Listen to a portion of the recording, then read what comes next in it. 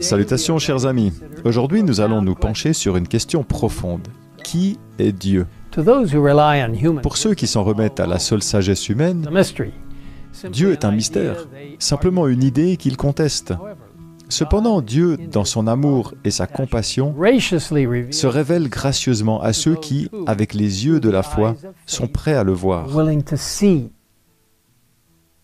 Dieu se révèle de deux manières principales. La première est la création. Dans le psaume 19, au verset 2 à 4, David déclare « Le ciel raconte la gloire de Dieu, et l'étendue révèle l'œuvre de ses mains. Le jour en instruit un autre jour, la nuit en donne connaissance à une autre nuit. Ce n'est pas un langage, ce ne sont pas des paroles, on n'entend pas leur son. » Pour ceux qui sont prêts à voir, la main du Créateur est visible dans toute la nature. Des étoiles des cieux aux créatures des profondeurs de la mer, son étonnant dessein est clairement visible. La deuxième façon dont il se révèle est à travers les Écritures. Et c'est à travers les Écritures que nous voyons la révélation suprême de Dieu à travers la vie et la mort de Jésus-Christ. C'est par Jésus que nous pouvons connaître le Père. Dans 1 Jean 5, au verset 20, nous lisons « Le Fils de Dieu est venu et nous a donné l'intelligence pour connaître le vrai Dieu. » Et Jésus lui-même a dit « Or, la vie éternelle, c'est qu'ils te connaissent, toi, le seul vrai Dieu, et celui que tu as envoyé, Jésus-Christ. » Mais lorsque nous cherchons à connaître Dieu à partir de la Bible, nous ne pouvons pas nous placer au-dessus de Dieu et le traiter comme un objet à étudier, à analyser et à quantifier. Nous devons nous soumettre à l'autorité de sa propre révélation, la Bible.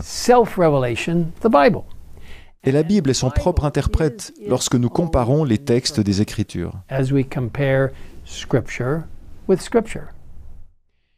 La Bible révèle que Dieu existe par lui-même, car il a la vie en lui-même. Comme nous le lisons dans Jean 5 au verset 26. Il est tout-puissant et omniscient, connaissant la fin depuis le commencement, puisqu'il est l'alpha et l'oméga, comme nous le lisons dans Apocalypse 1 au verset 8. Dieu est omniprésent, transcendant l'espace et le temps, mais il est pleinement présent partout et à tout moment, comme l'indique le psaume 139 au verset 7 et Hébreux 4 au verset 13. Dieu est tout-puissant et rien ne lui est impossible. Il est immuable et parfait. « Je suis l'Éternel, je ne change pas », déclare-t-il dans Malachie 3 au verset 6. En tant qu'adventistes du 7e jour, nous croyons que les Écritures enseignent qu'il n'y a qu'un seul Dieu et que ce Dieu unique est composé de 3 personnes coéternelles travaillant ensemble dans l'unité. Nous adhérons pleinement à notre croyance fondamentale numéro 2 qui stipule « Il y a un seul Dieu, Père, Fils et Saint-Esprit, unité de 3 personnes coéternelles. Dieu est immortel, omnipotent, omniscient, souverain et omniprésent. Il est infini et dépasse la compréhension humaine. Cependant, il peut être connu au travers de sa révélation. Il est pour toujours digne d'être invoqué, adoré et servi par toute la création. » Examinons maintenant brièvement ce que les Écritures disent de la divinité. Dans le livre de la Genèse, nous entendons à plusieurs reprises Dieu se désigner lui-même au pluriel.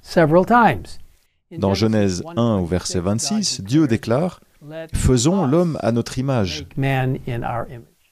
Dans Genèse 3 au verset 22, il dit « Voilà que l'homme est devenu comme l'un de nous pour la connaissance du bien et du mal ». Et dans Genèse 11 au verset 7, nous entendons Dieu dire « Descendons ». Certaines références renvoient spécifiquement au Saint-Esprit, comme dans le récit de la création, où nous lisons dans Genèse 1 au verset 2, « L'Esprit de Dieu planait au-dessus de l'eau ». Et dans Ésaïe 48 au verset 16, nous voyons les 3 personnes de la Trinité. Le Seigneur, l'Éternel, le Père, m'a envoyé, moi, le Fils de Dieu, avec son Esprit, le Saint-Esprit. L'incarnation de Jésus-Christ est un bel exemple de la façon dont les trois membres de la Trinité travaillent en étroite collaboration. Le Père a donné son Fils, le Christ s'est donné lui-même, et l'Esprit a donné naissance à Jésus. Chaque personne de la Trinité était présente au baptême de Jésus, le Père affirmant « Celui-ci est mon Fils bien-aimé qui a toute mon approbation ». Le Christ se faisant lui-même baptiser pour nous servir d'exemple, et l'Esprit donnant sa puissance à Jésus en descendant sur lui sous la forme d'une colombe. Peu avant sa mort, Jésus a promis d'envoyer le Saint-Esprit comme aide et a recommencé à son Église de baptiser au nom du Père, du Fils et du Saint-Esprit. Aujourd'hui, le Père et le Fils nous tendent la main par l'intermédiaire du Saint-Esprit. Jésus a dit « Quand sera venu le défenseur que je vous enverrai de la part du Père, il rendra témoignage de moi. » Et dans 2 Corinthiens 13 au verset 13, nous trouvons cette belle bénédiction « Que la grâce du Seigneur Jésus-Christ, l'amour de Dieu et la communion du Saint-Esprit soient avec vous tous. » Vous savez, mes amis, l'eau est une substance intéressante. Elle peut se déverser en cascade, remplir des lacs et des rivières qui se jettent dans la mer.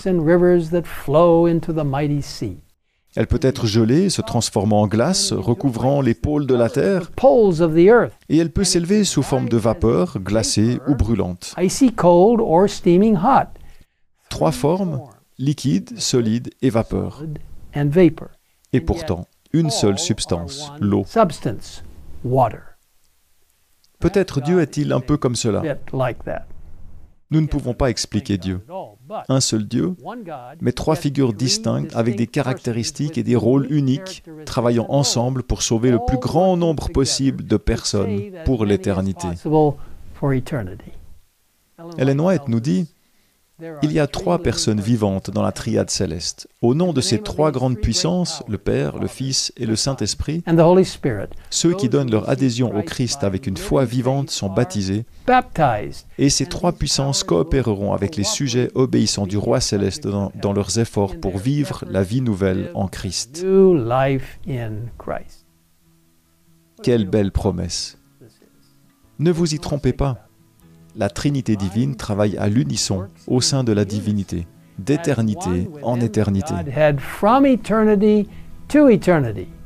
Je vous invite à permettre à Dieu de vous utiliser pour partager cette merveilleuse vérité d'un Dieu trinitaire qui met en œuvre son plan de salut pour chacun d'entre nous. Et maintenant, prions ensemble. Père Céleste, nous te remercions pour le privilège de savoir que Dieu est le Père, le Fils et le Saint-Esprit. Et que ces 3 personnes travaillent ensemble, d'une manière puissante, comme une seule personne, pour nous aider dans ce processus de salut. Nous te remercions pour la merveilleuse façon dont tu nous instruis et nous aides à comprendre plus clairement les belles caractéristiques de Dieu. Nous reconnaissons que nous ne pourrons jamais comprendre pleinement toute la magnificence de Dieu. Mais tu nous as donné une direction et nous t'en sommes très reconnaissants. Merci de nous avoir écoutés. Nous te le demandons au nom de Jésus. Amen. Amen.